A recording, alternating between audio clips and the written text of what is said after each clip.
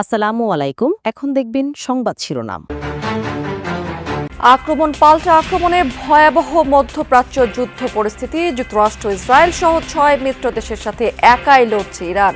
Saudi আরবকে তেল শোধনাগার বিধ্বস্ত। Khamenei হত্যা আন্তর্জাতিক আইনের লঙ্ঘন, পররাষ্ট্র মন্ত্রণালয়ের বিবৃতি। কুয়েত বাহরাইনে বাংলাদেশি নিহতের ঘটনায় উদ্বেগ, চরম আতঙ্কে প্রবাসীরা। বিরোধী দল থেকে ডেপুটি স্পিকারের জন্য নাম চেয়েছে সরকারি দল। সংসদের চিফ হুইপ সহ 7 হুইপ নিয়োগ। উদ্বোধনী অধিবেশনে ভাষণ দিবেন রাষ্ট্রপতি। আদালতকে ব্যবহার করে গণভোট বাতিলের চক্রান্ত করছে অভিযোগ জামায়াতের। জুলাই সনদ বাস্তবায়নে সব সংসদ সদস্যকে শপথ নেওয়ার আহ্বান এনসিপি। এতক্ষণ শুনছিলেন সংবাদ শিরোনাম, এখন দেখবেন বিস্তারিত। একাই ইসরায়েল, যুক্তরাষ্ট্র এবং তার 6 মিত্র দেশকে দাঁত ভাঙা জবাব দিয়ে যাচ্ছে ইরান। অপারেশন ফতেহ খাইবারের তৃতীয় দিনে 200-রও বেশি মিসাইল ছুড়েছে আইআরজিসি। হামলায় ক্ষতিগ্রস্ত হয়েছে সৌদি আরবকে সবচেয়ে বড় জ্বালানি পরিশোধনাগার। কুয়েতে 3টি মার্কিন F-15 ফাইটার জেট বিধ্বস্ত হলেও যুক্তরাষ্ট্রের দাবি ভুলক্রমে নিজেদের ছোড়া ক্ষেপণাস্ত্রে ভূপাতিত হয়েছে সেগুলো। পাশাপাশি মধ্যপ্রাচ্যের বিভিন্ন দেশে থাকা মার্কিন ঘাঁটি লক্ষ্য করেও অব্যাহত রয়েছে হামলা। চলছে আরামকোর সবচেয়ে বড় জ্বালানি পরিশোধনাগার রাস তানুরা। সোমবার বিশ্বের অন্যতম প্রধান এই শোধনাগারে হামলা চালায় ইরান। আছড়ে পড়ে একের পর এক ড্রোন। বিস্ফোরণের পর আগুন দ্রুত ছড়িয়ে পড়ে রিফাইনারির বিভিন্ন স্থানে। দৈনিক 65 লাখ ব্যারেল তেল উৎপাদিত হয় এই শোধনাগারে। বিশ্বের মোট জ্বালানির 7% সরবরাহ করা হয় রাস তানুরা থেকে।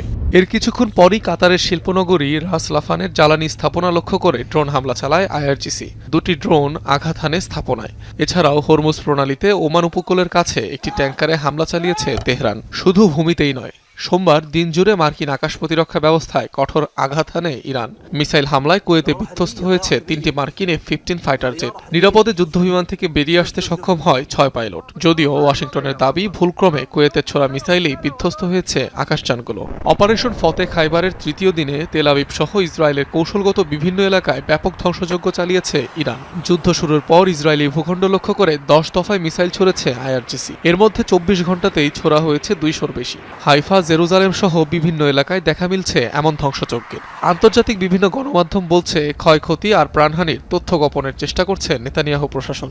মধ্যপ্রাচ্যে এখন পর্যন্ত সবচেয়ে বেশিবার সংযুক্ত আরব আমিরাতে হামলা চালিয়েছে ইরান। ছুড়েছে 1.5 শতাধিক মিসাইল আর 2 শতাধিক ড্রোন। মধ্যপ্রাচ্যে ইসরায়েলের অন্যতম ঘনিষ্ঠ এই মিত্র সবার আগে আব্রাহাম অ্যাকর্ডসে স্বাক্ষর করে। অন্যদিকে ইউএইর আল দাফরা এয়ারবেজে রয়েছে মার্কিন F-35 যুদ্ধবিমান, যা ইরানের বিরুদ্ধে হামলায় ব্যবহার হয়েছে। মধ্যপ্রাচ্যের যুদ্ধ পরিস্থিতিতে হতাহতের শিকার বাংলাদেশিরা। এতে চরম নিরাপত্তাহীনতায় দিন কাটছে মধ্যপ্রাচ্যের দেশগুলোতে থাকা প্রায় 1.5 কোটিরও বেশি বাংলাদেশি। নিরাপত্তা নিয়ে উদ্বেগের পাশাপাশি ভবিষ্যৎ নিয়েও দুশ্চিন্তায় পড়েছেন তারা। সরকার বলছে সেসব দেশে থাকা বাংলাদেশিদের নিরাপত্তা সর্বোচ্চ অগ্রাধিকার। পরিস্থিতির অবনতি হলে তাদের ফেরানোর প্রস্তুতিও রয়েছে বলে জানিয়েছেন প্রধানমন্ত্রীর পররাষ্ট্র উপদেষ্টা হুমায়ুন কবির। তবে নিয়মিত পরিস্থিতি মূল্যায়ন করে করণীয় বাস্তবায়নের উপায় খোঁজার তাগিদ দিচ্ছেন বিশেষজ্ঞরা। ইরানে ইসরায়েল ও যুক্তরাষ্ট্রের যৌথ হামলা, সর্বোচ্চ নেতা আয়াতুল্লাহ খোমেনিকে হত্যা, কয়েকশো মানুষের অকাল মৃত্যু, সব মিলিয়ে পরিস্থিতি জটিল। এ অবস্থায় উত্তেজনা ছড়িয়ে পড়েছে পুরো মধ্যপ্রাচ্যে। দুবাইয়ের বিমানবন্দরে হামলার পর সোমবার সৌদি আরবের সবচেয়ে বড় তেল শোধনাগারে হামলার ঘটনায় আতঙ্ক বেড়েছে দেশগুলোতে। কেবল সৌদিতেই অবস্থান প্রায় 30 লাখ বাংলাদেশির। এর বাইরে আরব আমিরাতে লাখ 10 সহ সব মিলিয়ে মধ্যপ্রাচ্যে অন্তত 50 থেকে 60 লাখ বাংলাদেশি কর্মরত।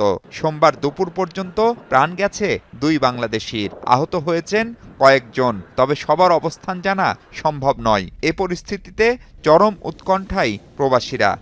সকাল 7টা সাড়ে 7টা বাজে একটা বোমা বিস্ফোরিত হয়েছে আমাদের ইন্ডাস্ট্রিয়াল এরিয়াতে। তো এখানে যত ওয়ার্কার আছে, যত মানুষ আছে গ্যারেজের, সবাই আতঙ্কের মধ্যে আছি আমরা। তো ওখানে দেখতে পাচ্ছেন ওই এরিয়াতে বিস্ফোরিত হবে আমাদের এখান থেকে প্রায় একটু দূরে। তো এখন আমরা সবকিছু বন্ধ রাখছি। বিরাট শব্দ করতেছে, আমরা আতঙ্কের জন্য রুম থেকে দৌড়ে বাইরে আসছি। পরিস্থিতি খুব ভয়াবহ দেখতেছি। একটা যুদ্ধ অবস্থা এবং অলরেডি বিভিন্ন জায়গায় অ্যাটাক হয়েছে। এরই মধ্যে ঢাকায় থাকা দেশগুলোর দূতাবাস প্রধানদের ডেকে বাংলাদেশিদের নিরাপত্তা জোরদারের তাগিদ দিয়েছে পররাষ্ট্র মন্ত্রণালয়। মধ্যপ্রাচ্যের বাংলাদেশি মিশনগুলোতে চালু হয়েছে হটলাইন। সরকারি এসব চেষ্টার পরও আতঙ্ক কাটছে না প্রবাসী বাংলাদেশিদের। বিরোধী দল থেকে সংসদের ডেপুটি স্পিকার মনোনীত করার জন্য মৌখিকভাবে প্রস্তাব দিয়েছে সরকার। সচিবালয়ে প্রধানমন্ত্রীর সাথে বৈঠক শেষে এ তথ্য জানিয়েছেন স্বরাষ্ট্রমন্ত্রী সালাউদ্দিন আহমেদ। তিনি বলেছেন, বিরোধী পক্ষে আপত্তি সত্ত্বেও সাংবিধানিক রীতি অনুযায়ী সংসদের প্রথম অধিবেশনে ভাষণ দেবেন রাষ্ট্রপতি। সংবিধান সংস্কার পরিষদ বিতর্কে স্বরাষ্ট্রমন্ত্রী বলেছেন, সংবিধানে নেই এমন কিছু করবে না সরকার। সচিবালয়ে প্রধানমন্ত্রীর সাথে বৈঠক শেষে স্বরাষ্ট্রমন্ত্রী সাংবাদিকদের জানান, এরই মধ্যে প্রধান বিরোধী দল জামায়াত ইসলামীকে ডেপুটি স্পিকারের নাম ঠিক করতে বলা হয়েছে এবং জুলাই জাতীয় সনদে যে আমরা যেটা ঐক্যমতের ভিত্তিতে যেটা আমরা সমঝোতায় এসেছি রাজনৈতিক সমঝোতার দলিল হিসাবে, সেটার বাস্তবায়ন এখন থেকে শুরু করতে চাই। সেই জন্য আমরা আমাদের দলের পক্ষ থেকে প্রধান বিরোধী দলকে আমরা মৌখিকভাবে আমরা সাক্ষাতে তাদেরকে অফার করেছি তারা যেন ডেপুটি স্পিকার তারা ঠিক করেন এবং সেটা সংসদে স্পিকার নির্বাচনের দিন একই সাথে নির্বাচিত হতে পারে। ত্রয়োদশ জাতীয় সংসদের চিফ হুইপ করা হয়েছে বরগুনা 2 আসনের সংসদ সদস্য এবং বিএনপির ভাইস চেয়ারম্যান নুরুল ইসলাম মনিকে। 2 মার্চ বাংলাদেশ জাতীয় সংসদ সচিবালয়ের সচিব কানিজ মওলা স্বাক্ষরিত প্রজ্ঞাপনে তথ্য জানানো হয়েছে। একই দিন পৃথক আরও একটি প্রজ্ঞাপনে জাতীয় সংসদের হুইপ হিসাবে নিয়োগ দেওয়া হয়েছে 6 জনকে।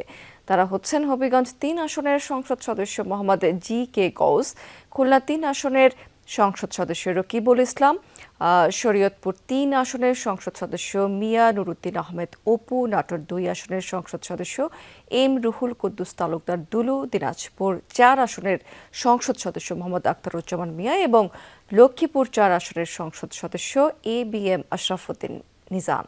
আদালত নয়, জুলাই সনদের সিদ্ধান্ত সংসদে হতে হবে বলে মন্তব্য করেছেন জামায়াতের নির্বাহী পরিষদ সদস্য ব্যারিস্টার শিশির মনির। তিনি বলেছেন, আদালতের ঘাড়ে বন্দুক রেখে কোনো সিদ্ধান্ত হলে সেটা বুমেরাং হবে। আর দলটির মুখপাত্র বলেছেন, আদালতের রায়ের পর বিরোধী রাজনৈতিক দলগুলো সিদ্ধান্ত জানাবে। এদিকে এনসিপির মুখপাত্র আসিফ মাহমুদ বলেছেন, সরকার গণভোট নিয়ে জনগণ এবং আদালতকে মুখোমুখি দাঁড় করিয়েছে। জুলাই সনদ বাস্তবায়ন আদেশ স্থগিত চেয়ে করা রিটের শুনানি শেষে মঙ্গলবার আদেশের জন্য দিন ধার্য করেছেন আদালত। সোমবার রাতে সংবাদ সম্মেলনে কথা বলেন জামাতের মুখপাত্র এহসানুল মাহবুব জুবায়ের ও দলের নির্বাহী পরিষদ সদস্য অ্যাডভোকেট শিশির মনির। এ সময় দলের মুখপাত্র বলেন, আদালতকে ব্যবহার করে গণভোট বাতিলের চক্রান্ত হচ্ছে। দলের নির্বাহী পরিষদ সদস্য অ্যাডভোকেট শিশির মনির বলেন, গণভোট বাতিল হলে জাতীয় নির্বাচন সহ 5 আগস্টের পরের সব সিদ্ধান্ত চ্যালেঞ্জের মুখে পড়বে। আদালতের রায় দেখার পরে আমাদের রাজনৈতিক দল, আমাদের শীর্ষ নেতৃবৃন্দ এবং আমাদের সংসদীয় দলের কমিটিতে আলোচনা করে পরবর্তী সিদ্ধান্ত আমরা জানাবো। ওয়াই অনলি দি জুলাই সনদ বাস্তবায়ন আদেশ, মাঝখানে আরও 135টা অর্ডিন্যান্স হয়েছে, সেগুলো বাদ যাক, সবই বাদ যাক, ফ্রেশে শুরু করি। আবার আমরা ঘুরে 5 আগস্টের আমরা আদালতে এই কথা বলেছি, যদি তাই বলতে চান তাহলে সব বাদ দেন। Let us go back before 5th August.